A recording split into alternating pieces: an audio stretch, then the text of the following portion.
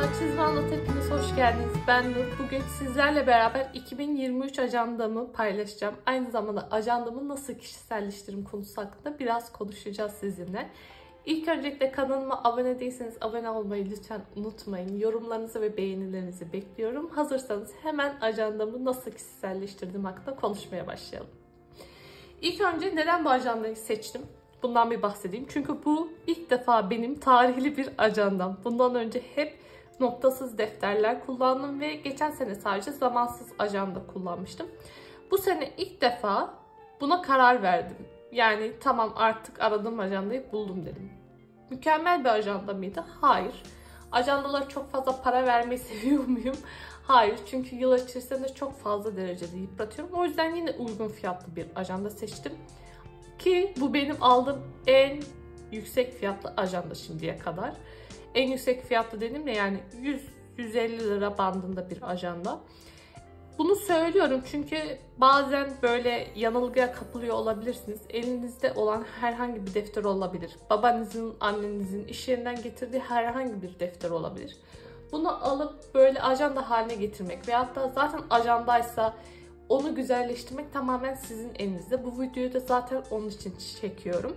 Elinizde olan herhangi bir ajandayı nasıl kişiselleştirirsiniz? Kendinize ait olduğunu nasıl gösterirsiniz? Onun için bu videoyu çekiyorum. Bugün sizlerle beraber ilk önce bir ajandayı böyle bir gezdireyim. Ajandada aslında beni en çok etkileyen olay şu aylık düzendi. Aylık düzen benim istisnasız ama kullandığım 4 ajandanın 4'ünden olan bir düzen. Ben bu düzeni çok seviyorum arkadaşlar. Çünkü günlük hayatta eğer ki o hafta böyle bullet journal'ımı hazırlayayım veya işte günlük şunu yazayım vesaire gibi bir vaktiniz yoksa, bir isteğiniz yoksa bu her şeyi karşılayan bir düzen. Yani bu kutular yapacağınız günlük işlerinizi belirtmeniz için. O günün önemlisi. Ya bu var ya, bu gerçekten hayat kurtarıcı bir düzen. Size o kadar söyleyeyim. Bu düzeni çok sevdiğim için de tamam dedim. Bu zaten benim için yeterli. Bir de ekstra olarak şöyle haftalık düzen içinde 2 sayfa koymuşlar. Ki ben de buraları yeterince doldurabilirim. Bana çok yeterli her hafta için. Ben genelde haftalık bir sayfa bile bana genel olarak yetebiliyor. Çok beğendiğim için tamam dedim. Bir de beni etkileyen bir diğer özelliği de ajandanın. Ben her ay bir de izlenecek filmler, okunacak kitaplar, önemli günler, hedeflerim diye aynı bu şekilde bir düzen içerisinde mutlaka eklerim bir sayfaya. Ya bu sayfaya eklerim ya ayrı bir sayfa yaparım. Ya da dediğim gibi şu sayfanın bir köşesine eklemeye çalışırım. Bu 2 sayfadan dolayı dedim ki hazır böyle bir ajanda var. Vaktimi fazla harcamayıp bu ajandayı en iyisi alayım dedim.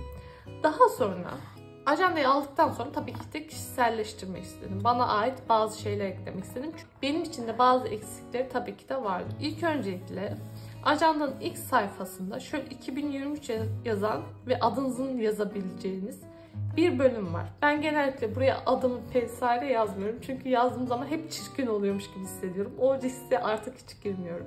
Pinterest'ten buldum açıkçası. Böyle doodle'lar eklemeye çalıştım genel olarak. Pinterest kullanıyorsanız eğer çok güzel bir hazine.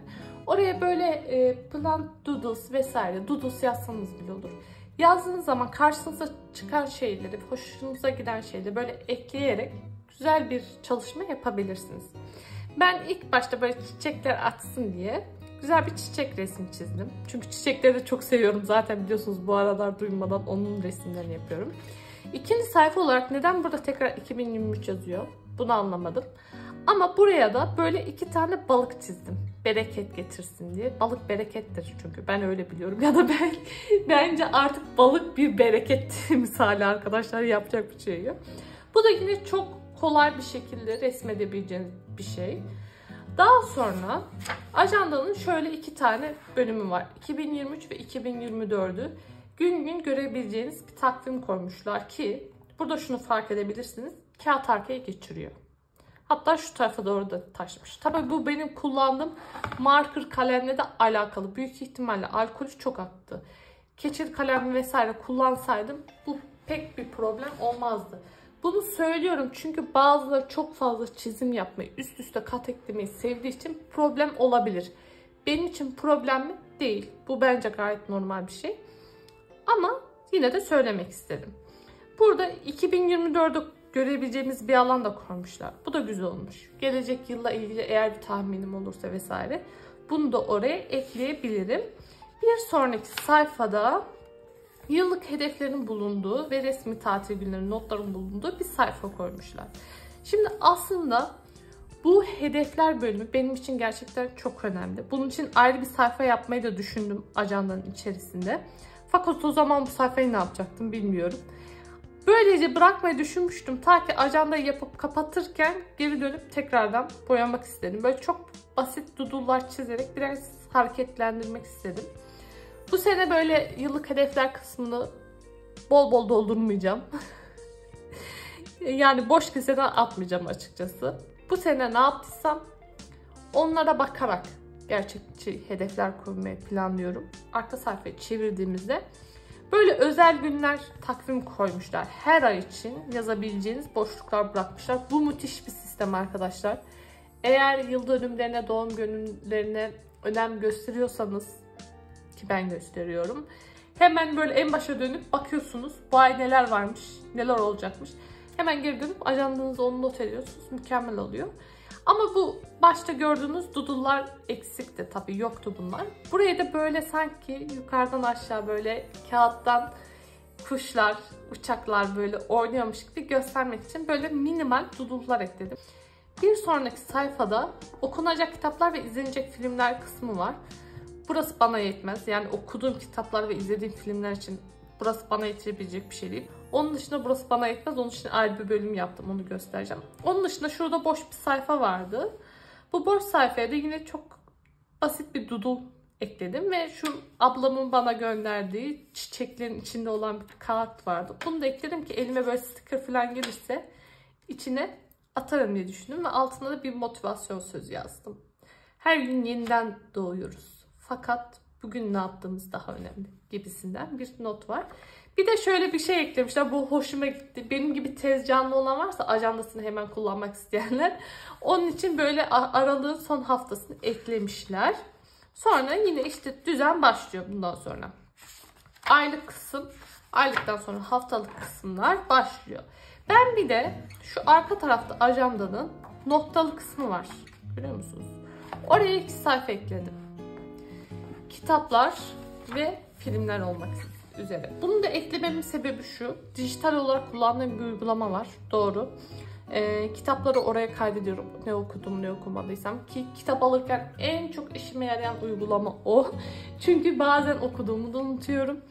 Ama neden onu ayrı, bunu ayrı tutuyorum derseniz, bu beni gerçekten motive eden bir şey. Yani buraya her izlediğim ya da her okuduğum şey yazdığım zaman feci derecede motivasyonum artıyor. Ne kadar çok okursam o kadar çok zevk alıyorum. Sırf bazen yani şunu okuyayım bitsin de şuraya yazayım diye hırslanıp bitirdiğim kitaplar oluyor. Çünkü başka türlü bazı kitapları yarımda bırakacağım. Yani imkansız bitirebilmek. Ama sırf şuraya yazabilmek için devam ediyorum o kitaba. Bunun için de çok basit gördüğünüz gibi 2 tane düz çizgili biraz farklılaştırdım. Biraz kişiselleştirdim. Olabildiğince minimal ve sade tutmaya çalıştım. Hep bunu söylüyorum ama o şekilde. Bir sonraki sayfada film sayfasında da böyle uçuşan tozlar olur ya, polenler. Onu resmetmeye çalıştım. Hatta sizinle beraber birkaç detay daha ekleyelim. Şöyle polenler ekleyelim. Bu şekilde ajandamı tamamladım ve kişisel hale getirdim. Ben beğendim. Minimal şık bir ajanda oldu açıkçası. Sizin de fikirleriniz varsa ajanda hakkında bunu benimle paylaşırsanız çok sevinirim. Bir sonraki videoda görüşmek üzere. Herkese yeni yılda mutluluklar diliyorum. Görüşürüz.